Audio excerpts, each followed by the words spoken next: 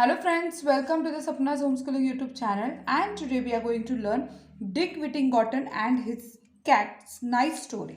नमस्कार विद्यार्थ्यांनो, आज आपण Dick Whittington and his cat ही स्टोरी शिकणार आहोत आणि ही स्टोरी आहे तुमच्या इंग्लिश बालभारती स्टँडर्ड 8 या पाठ्यपुस्तकातील. So let's start to learn this nice story. There was once a poor boy called Dick Whittington. कोणे एके ठिकाणं डिक विटिंगटन नावाचा एक गरीब मुलगा राहत होता. Who lived in a small village in the south England. आता इंग्लंड हा जो देश आहे त्याच्या साऊथ जो इंग्लंड भाग आहे तिथे एका गावामध्ये हा मुलगा राहत होता. He had no proper home, आणि त्याला काही असं घर नव्हतं की हे त्याचं घर आहे असं जागाच नव्हती त्याला. For both his parents had died and he was unkindly treated by many of the villagers. त्याचे आई आणि वडील दोघंही वारलेले होते आणि त्याला खूप वाईट प्रकारची वागणूक त्या गावातल्या लोकांकडून मिळत होती. वन डे, एके दिवशी, डिक ओव्हरहर्ड समवन से दॅट. त्याने ऐकलं. ओव्हरहर्ड म्हणजे कानावर शब्द पडतात, त्याला ओव्हरहर्ड म्हणतात. Say that the streets of London were paved with gold. त्याने ऐकलं की शहर आहे ना तिथलं लंडन शहर, त्याच्या ज्या फरशा आहे का त्यासुद्धा कशा आहेत माहिती का, सोन्याच्या आहेत. And he decided that he would go there at once and pick his fortune up in a gold pieces from the street. तो म्हटलं मी तिथे जाईन आणि रस्त्यावरचे सोन्याचे तुकडे उचलून आणेल. For he thought people might treat him more kindly. आणि मग सोनं एकदा त्याच्याकडे आले की मग लोक त्याला चांगलं वागवतील ना. If he was rich, if he were rich, तो जर श्रीमंत झाला तर लोक त्याला चांगलं वागवतील असं त्याला वाटलं. So young Dick set out to walk. आता यंग डिक म्हणजे तो तरुण डिक असतो. तो तरुण डिक जो आहे तो निघतो आपला चालायला, लंडनला जायला निघतो. He had not gone far when a man in a cart stopped and asked him. म्हणजे तो थोड्या अंतरावर गेलाच होता, एक गाडीवान, त्या काळामध्ये गाड्या होत्या ना, असं घोड्या गाड्या, तर तिथे एक कार्ट म्हणजे घोडागाडी येते आणि तो माणूस त्याला विचारतो. तो म्हणतो if he was running away from home. तो म्हणतो का रे, तू घरातनं पळून चाललास की काय. I have no home. तो म्हणतो अरे मला घरच नाही आहे. डिक बोलतो I am on my way to London to find my fortune. मी माझं नशीब आजमायला चाललो आहे लंडनला असं तो म्हणतो. I am going to London myself. आणि मी माझंच चाललो आहे. Said the carter jump up here besides me and we will journey together. तो जो कार्टर म्हणजे गाडीवान असतो तो काय म्हणतो, अरे मी पण लंडनला चाललो आहे, चल माझ्यासोबत, मी तुला घेऊन जातो आणि चल आपण प्रवास एकत्र करूयात. दे अराइव्ड इन लंडन. ते लंडनला पोहोचतात. जस्ट बिफोर नाईट फॉल म्हणजे रात्र पडायच्या आधीच. And the carter left Dick and made his way to an inn. Inn म्हणजे एक हॉटेलच म्हणता येईल, पण तिथे राहण्याची सोय असते, असं हॉटेल आणि राहण्याची सोय, त्याला इन बोलतात. तर तो जो गाडीवान असतो तो त्या इनमध्ये राहायला जातो आणि तो डिकला एका ठिकाणी सोडतो. Poor Dick stood alone and looked around him in डिस्मे. डिस्मे म्हणजे ग्रेट डिसअपॉइंटमेंट. म्हणजे त्याची इतकी निराशा होते त्या डिकची. त्या निराशेचं मेन कारण काय असतं, कारण where was all that fine gold. त्याने ऐकलेलं असतं की लंडनच्या रस्त्यावरच्या फरशांना सोन्याच्या फरशा लावल्या, इतकं श्रीमंत आहे लंडन. अरे मग कुठे गेलं ते सोनं, म्हणून त्याची निराशा होते. All he could see wear dirty streets. तो सगळीकडे पाहतो तर घाणेरडे रस्ते. And lots of unfriendly people. आणि सगळी अशी अनोळखी, अशी विचित्र नजरेने बघणारी माणसं. He had nowhere to sleep. आणि त्याला झोपायला कुठेच जागा नसते. And in the end he spend the night in the corner of alley. आता ॲले म्हणजे काय, a narrow passage between or behind building. म्हणजे बिल्डिंग्स असतात ना, त्या बिल्डिंगच्या मधला भाग किंवा मागचा भागला ॲले म्हणतात. याची अख्खी रात्र त्याने त्या ॲले म्हणजे त्या मधल्या जागेमध्ये घालवली. Where he hoped he would come to no harm. त्याला असं वाटलं की आपण ह्या मधल्या जागेत जर झोपलो किंवा मागच्या जागेत जर झोपलो तर निदान आपल्याला कोणी त्रास तरी देणार नाही असं त्याला वाटलं.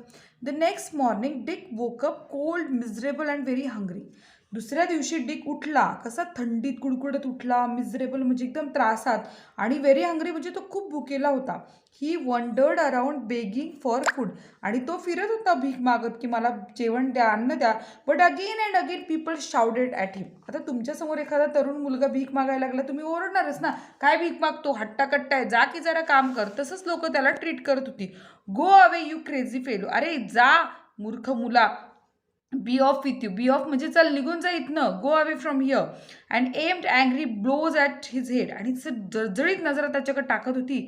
At last he collapsed in the street, आणि तो कोसळला कारण तो प्रचंड भुकेला होता.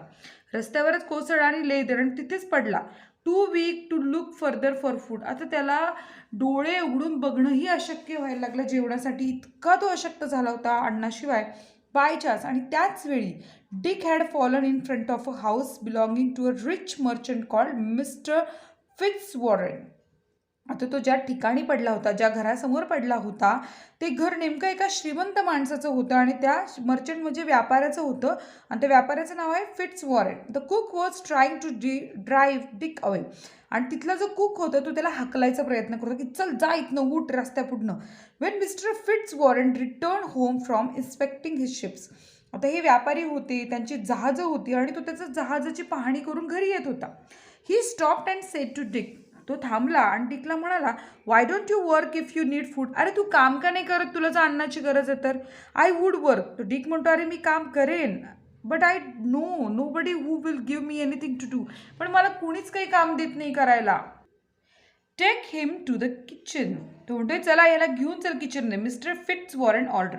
फिट्झवॉरन यांनी ऑर्डर केली की याला किचनमध्ये घेऊन चला. The cook feed him first and then find some work for हिम.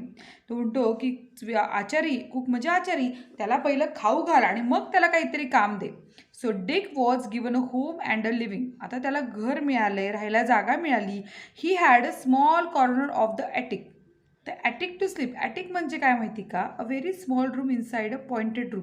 म्हणजे पूर्वीची घरं कशी असतं, मला ॲटिकचं पाहिजे तर मी चित्र दाखवते की ॲटिक ही जागा अशी निमुळत्या चिचकुळ्या जागेमध्ये, तो असं छोटंसं घराच्या वरची भाग असतो ना त्रिकोणी, त्याच्यामुळे त्याला जागा असते आणि खूप छोटीशी जागा असते. त्या एका कोपऱ्यात त्याला जागा मिळते राहण्यासाठी, झोपण्यासाठी.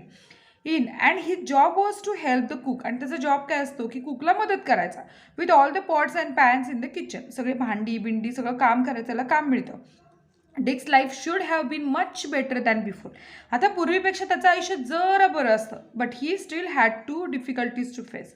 पण त्याला अजूनही काही समस्यांना सामोरं जावं लागत होतं. The first was that the attic he slept in it was overrun by rats and mice. म्हणजे तो ज्या ॲटिकमध्ये राहिला होता, त्या ॲटिकमध्ये काय होतं माहिती का, तिथे रॅट्स आणि माईस होते. म्हणजे तिथे खूप सारी उंदरं आणि म्हणजे पिल्लं, ती उंदरं सगळं तिथे होतं. ॲट नाईट दे स्कॅम्पर्ड म्हणजे काय, रन हिअर अँड देअर. ते इकडून तिकडून नुसते पळत होते. म्हणजे तो त्या ॲटिकमध्ये त्याला जागा मिळाली होती, तिथे उंदरांनी उच्छाद मांडला होता आणि ते नुसते पळायचे रात्रभर. All over him and kept him awake. आणि रात्रभर त्याच्या अंगावरनं ती उंदरं पळायची, त्यामुळे त्याला झोपच मिळायची नाही. After time he solved this problem by saving the few pennies he was paid. त्याला जे पैसे मिळायचे त्यातनं त्यांनी पैसे वाचवले, आणि त्याने काय केलं, बाईंग हिमसेल्फ अ कॅट. तो मांजर घेऊन आला. In no time at all the cat chased away all the rats and mice. आणि मग काय, मांजरीने त्या उंदरांचा फडशा पाडला. And Dick was able to sleep peacefully. आता त्या डिकला शांतपणे झोपायला मिळालेलं आहे, कारण मांजर त्या उंदरांना पकडतंय. The other difficulty. आता अजून एक समस्या मात्र काही मिटली नाही बरं का, which was not so easy to overcome. आता या समस्येतनं बाहेर पडणं इतकं काही सोपं नाही. ओव्हरकम म्हणजे succeed in dealing with the problem. म्हणजे समस्येला सामोरं जाणं म्हणजे overcome. Was a cook's bad temper. ती जी कुक होती ना, ती प्रचंड तापट, रागीट, चिडखोर होती. He shouted and screamed all day and would scold Dick and hit him with a wooden spoon. म्हणजे ती काय करायची, सारखी त्या डिकवर चिडत राहायची, त्याला त्या लाकडी पळीनं मारत राहायची. Even Wien he was working as hard as he could. म्हणजे त्याला जितकं शक्य आहे तितकं तो काम करायचं, तरी ती त्याला मारत राहायची, चिडत राहायची. One night Dick decided he could stand it no मोर. आता डिकला वाटलं एके रात्री की हा काय इथं उभं सुद्धा राहू शकत नाही, तो खूप वैतागतो. Early the next morning before the cook was up. म्हणजे कुक उठण्याच्या अगोदर he set out with his cat to seek his fortune elsewhere. त्याने काय केलं, मांजरीला उचललं आणि निघाला की आपलं नशीब आजमायला निघाला दुसरीकडे कुठेतरी. The two of them walked as far as Holloway. आणि तो त्या रिकाम्या रस्त्यानं तो चालला होता. On their way out the London the Dick sat down on a stone to rest. आता चालून चालून थकला आणि तो जाऊन एका दगडावर बसला. It was the 1st of November आणि ती 1 नोव्हेंबरची तारीख होती. ऑल सेंट डे आणि ती तारीख असते All Saint Day. And the church bells were ringing आणि चर्चच्या बेल रिंग करायला लागल्या. As Dick sat and listen it seem they were ringing out a message for him. आणि त्या बेलचा मेसेज त्याला काय रिंगिंग मेसेज काय मिळाला? Turn again Whittington. तो म्हणतो की जा, परत जा. Thou worthy citizen Lord Mayor of London. तो म्हणतो तू एक वर्दी सिटीजन बन, लॉर्ड मेयर ऑफ लंडन बन, असं त्याला त्या बेलमधनं ऐकायला मिळालं. Lord Mayor of London. तो म्हणतो मी लॉर्ड मेयर ऑफ लंडन होऊ शकतो, said Dick. I should like to be Lord Mayor and ride in a fine coach. तो म्हणतो मी नक्कीच लॉर्ड मेयर बनेल आणि एका फाईन कोचमध्ये प्रवास करेल. I can put up with a few scoldings from the cook if that it was in store for me. तो ठीक आहे, हरकत नाही, मी ऐकेल त्या कुकची बडबड, पण मी जातो तिथं. So Dick and his cat retraced their steps to Mister Fitzwarren house. तो त्याच्या परत, त्याला माहीत नसतं रस्ता, तो परत स्वतःचे पाऊल खुणा ओळखून परत त्याच्या त्या फिट्झवॉरनच्या घरी जातो आणि म्हणतो की ठीक आहे, आपण आपलं नशीब आजवू आणि बनू आयुष्यामध्ये Lord Mayor. Luckily they were able to slip back before they had been missed. म्हणजे चुकण्या अगोदरच ते त्यांच्या घराकडे पोहोचले. ही खूप छान गोष्ट झाली. नाव Mister Fitzwarren use to send ships far across the sea to trade with other countries. आता हे फिट्झवॉरन काही साधेसुधे व्यापारी नव्हते, तर ते जगभरामध्ये त्यांची जहाजं पाठवायचे. He would load a ship with a goods for the captain and ship's crew to sail a far away places and then they would bring back goods that could be sold at home. म्हणजे ते काय करायचे, सामान पाठवायचे आणि आपल्या स्वतःचं सामान पाठवायचे. ते क्रू म्हणजे जहाजावरचे सदस्य त्यांचं सामान पाठवायचे आणि मग ते सामान विकलं जायचं आणि मग त्यांना प्रॉफिट मिळायचा.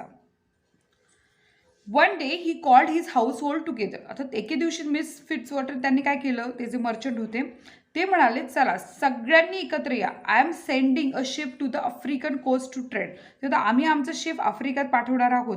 ही said would you any one of you like to send something of yours is successful.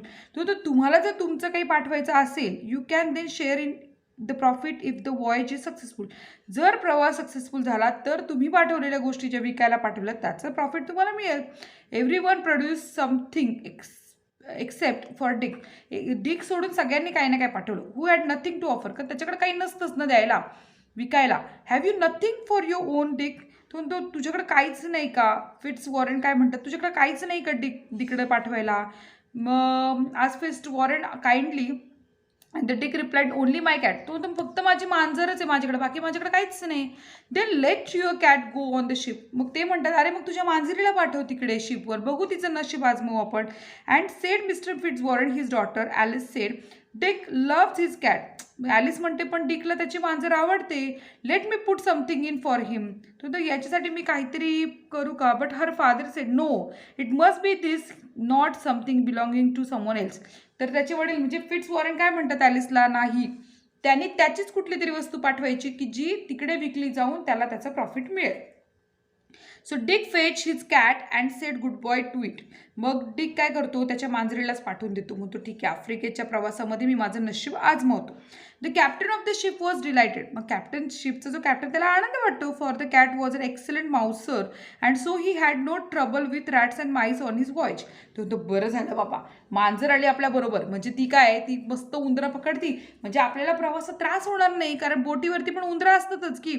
After some month the ship arrived at the place on the African coast. आणि शेवटी बऱ्याच दिवसानंतर आफ्रिकेच्या किनाऱ्यावर ती बोट येऊन थांबते. Barbary where people called the Moors lived. म्हणजे ते मूर्स या ठिकाणी जिथे बोट थांबते तिथल्या लोकांना बार्बरी म्हणतात. The captain sent a message to the king to say he had fine goods for sale and he was invited to the palace to show them. मग तो कॅप्टन जो आहे त्याने तिथल्या राजाला मेसेज पाठवला की माझ्याकडे खूप छान सामान आहे, मी विकण्यासाठी इकडे आणू का तुमच्याकडे? While he was talking to the king and queen, some dishes of food were brought in. मग तो काही छान छान खाण्याच्या वस्तू इथे घेऊन येतो. But almost immediately rats and MICE ran up and before the captain eyes at all the food. म्हणजे तिथं काही उंदरं येतात आणि उंदरं काय करतात माहिती का, सगळं खाणं खाऊन टाकतात. The captain was astonished. Astonish म्हणजे आश्चर्य वाटणं. आणि as it was the normally happen. ते म्हणतात अरे आश्चर्य काय, हे तर नेहमीच घडत राहतं आमच्याकडे. अलास, अरे रे रे रे. Came the reply. ते म्हणतात, अरे आमच्याकडे तर ह्या कायमच घडतं. The country is suffering from plague. Plague म्हणजे असा साथीचा आजार आहे जो की उंदरांच्या संसर्गामुळे होतो, त्यांच्या अंगावरच्या जंतूंमुळे होतो किंवा जीवाणूंमुळे होतं. त्यामुळे प्लेग हा उंदरा मेन कारणीभूत आहे प्लेगसाठी. तो म्हणतो plague rats and mice and we cannot get rid of them. आम्ही यांच्यापासून सुटकारा नाही मिळू शकत आहे असं ते तिथले राजे आणि राणी त्या कॅप्टनला सांगतात. I think I may have the answer on my ship. ते म्हणतात, अरे आमच्याकडे उत्तर आहे याचं. तुमचे उंदर तुम्हाला त्रास देतात ना, माझ्याकडे शिपवरती एक उत्तर आहे. Said the captain. He sent a message asking for a Dick's cat to be brought to the palace. मग तो मेसेज पाठवतो की अरे जहाजावरच्या मांजरीला घेऊन चला इकडे राजाच्या दरबारामध्ये. More food was laid out and the rats and mice appeared as before. मग परत ते सगळं जेवण ठेवतात आणि मग काय उंदरं सगळे येतात बाहेर. The cat immediately pounced killing at least a dozen before they scattered. ती मांजर एवढी हुशार होती की त्या उंदरांना पळायच्या आत तिने जवळजवळ डझन म्हणजे 12 उंदरं तरी पकडले असतील. Everyone was delighted and the queen ask what do you call this animal. ती राणी विचारते की ह्या प्राण्याला काय म्हणतात. आम्हाला तर खूप आनंद झाला, असा प्राणी आहे की तो उंदरं पकडतो. Puss is the name she answer to. ती म्हणते puss. Said the captain and when the queen called puss puss the cat went over to her and purred. Purred म्हणजे तिने का आवाज करते मांजर असं गुर्र गुर्र तसं ती आवाज करते. The queen was a little alarm at first. तर राणीला जरा थोडंसं कसं तरी वाटतं as she had seen how fiercely the cat had. कारण राणीने पाहिलं असतं की ती अशी एकदम जाते आणि पटकन त्या उंदरांना पकडते, त्यामुळे राणी थोडीशी घाबरते. Attack the rats and mice, but the captain told her not to be anxious. Puss is very friendly with people, he said, and would soon rid your kingdom of rats and mice. तो म्हणतो, अरे घाबरू नका राणी साहेब, आमची मांजर खूपच प्रेमळ आहे आणि लवकरच तुमचं राज्य उंदरांपासून मुक्त करेल. I would give great wealth to own this animal, said the queen. ती म्हणते मी खूप पैसे दिले या प्राण्याला विकत घेण्यासाठी. So the captain began bargaining and it was agreed that the king would buy the whole cargo from Mister Fitzwarren ship. मग शेवटी बार्गेनिंग सुरू होतं. मग कॅप्टन म्हणतो ठीक आहे, तुम्ही आमच्या जहाजावरचं सगळं सामान विकत घ्यायचं and ship to pay a fine price for it. आणि आमच्या सामानाला चांगली किंमत द्यायची. And for the cat alone the king paid 10 times the sum again. आणि त्याला 10 पट किंमत जास्त येतो त्या मांजरीसाठी बरं का. When the ship came back to the port of London, the captain showed Mr. Fitzwarren the gold and jewels he had brought from Barbary and told him the story of the cat. मग जेव्हा captain परत येतो लंडनला आणि मग mister फिट्झवॉरनला सांगतो की काय घडलं होतं त्या बार्बरीमध्ये आणि मग तिथे काय झाली मांजरीची स्टोरी सगळं सांगतो. The merchant sent for a tick. आणि मग तो म्हणतो बघा हे किती सुंदर ज्वेल्स आणि सोनं सगळं नाणं आलं आपल्याकडे. From now on the Dick he said we should all call you Mister Whittington. आता तो श्रीमंत झालाय म्हणून त्याला सगळे काय म्हणतात, Mister Whittington. For you are a rich man, कारण तो तर श्रीमंत आहे. Mister Fitzwarren then paid him all the money the captain had received for the cat. आणि 10 पट मिळालेली जी रक्कम आहे ती सगळी रक्कम त्या डिकला मिळते आणि डिकला आजपासून सगळेजण मिस्टर विटिंगॉटन म्हणतात. From this time on Dick work Mister Fitzwarren and become a successful merchant himself. आणि आता तो खूप चांगला व्यापारी झालेला आहे मिस्टर फिट्झवॉरन सारखा. आणि त्याला सगळे मिस्टर विटिंगॉटन म्हणतात. And he married Mister Fitzwarren's daughter Alice. आणि आता त्यांनी लग्न केलं आहे फिट्झवॉरनच्या मुलीशी म्हणजे ॲलिसशी. आणि 3 times he was elected Lord Mayor of London. आणि 3 वेळा तो लॉर्ड मेयर ऑफ लंडन म्हणून विजयी झाला. And he was also in time knighted by the king and become Sir Richard Whittington. आणि त्याला नाइटेड म्हणजे given a highly honour title, म्हणजे एखाद्या व्यक्तीला खूप महान अशी पदवी देणं ती म्हणजे नाइटेड आहे. तर त्याला महान अशी पदवी मिळाली. आणि he was not only famous, तर फक्त प्रसिद्धच नाही झाला, but he was popular too, प्रसिद्धही झाला. For he always help the poor with his money, कारण तो गरिबांची मदत करायचा पैशानं. Sometimes when he was old he would tell his grandchildren the story of his cat. आणि जेव्हा तो म्हातारा होतो तेव्हा तो त्याच्या नातवंडांना त्या मांजरीची गोष्ट सांगायचा. And how the bells of London had called him back when he was only a poor boy. तो म्हणतो की ते जे बेल वाजल्या होत्या ना 1 नोव्हेंबरला सेंट डेच्या दिवशी, त्या बेलने मला सांगितलं होतं की परत जा, turn again Whittington thou worthy citizen and Lord Mayor of London. तू चांगला नागरिक बन आणि नक्कीच तू लॉर्ड मेयर ऑफ लंडन बनशील, असं त्या बेलने मला सांगितलं होतं. मी त्याचं ऐकलं आणि मी आयुष्यात यशस्वी झालो. अशी एकूण स्टोरी आहे. खूप छान स्टोरी आहे. तुम्हाला जर ही स्टोरी आवडली असेल डिक विटिंगॉटन अँड कॅटची, तर नक्की या व्हिडिओला लाईक करा, शेअर करा, कमेंट करा आणि सपनाचं होमस्कूलिंग चॅनलला सबस्क्राईब करा. धन्यवाद.